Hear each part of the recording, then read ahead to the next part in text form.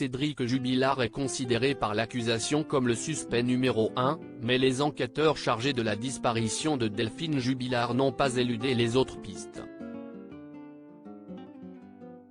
Parmi celles-ci, la femme de l'amant de l'infirmière du Tarn qui a disparu au mois de décembre 2020.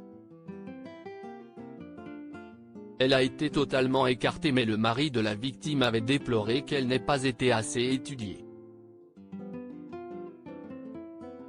Retour sur la place de cette femme dans cette affaire non résolue depuis 1 an et demi.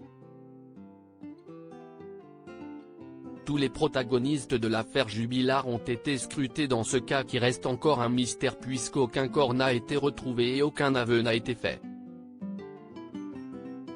L'ancienne compagne du confident de Montauban, surnom que Delphine Jubilard donnait à son amant, en fait partie. Pour les avocats de Cédric Jubilard qui est en détention provisoire depuis juin 2021 pour homicide par conjoint, les agissements de la rivale de Delphine étaient considérés comme suspects. Pourtant, l'hypothèse de la vengeance a bien été étudiée puis écartée. Le Parisien avait cité des sources concordantes, aucun élément d'enquête ne vient pourtant accréditer l'hypothèse d'une quelconque implication, directe ou indirecte, de cette jeune femme d'une trentaine d'années prénommée C.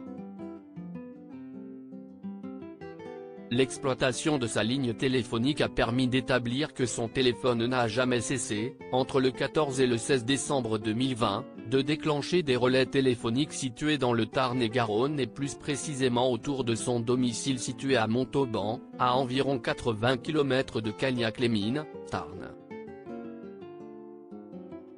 La compagne de l'amant de Delphine a été auditionnée par les enquêteurs, et a raconté dans le détail sa soirée du 15 décembre et la nuit qui a suivi, une nuit de couvre-feu au cours de laquelle les déplacements étaient interdits entre 20h et 6h, sauf dérogation.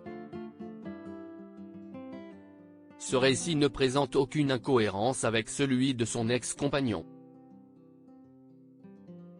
Selon les explications de l'un comme de l'autre, ils se sont couchés vers 23h, se sont endormis dans le même lit. Le matin du 16 décembre, elle s'est ensuite levée pour s'occuper de leur enfant et le conduire à l'école. Si ces échanges téléphoniques ont posé question, notamment les 145 consommations de données Internet entre le 14 et le 16 décembre, ils ont été éclaircis. Ce total correspond au nombre de fois où l'utilisatrice du téléphone a utilisé l'appareil pour tout type d'action qui sollicite sa connexion Internet, précise le quotidien. Des échanges sans agressivité ni menace si la femme a donc un alibi solide qui l'a éloignée du banc des suspects au grand dam de la défense, elle a bien communiqué avec Delphine Jubilard. La dépêche avait rapporté leur échange. Le 14 décembre 2020, soit la veille de la brutale disparition de l'infirmière de nuit, la compagne trompée découvre un message qu'il écrivait à son amoureuse secrète. Il assume sa liaison et exprime son souhait de mettre fin à leur vie de couple.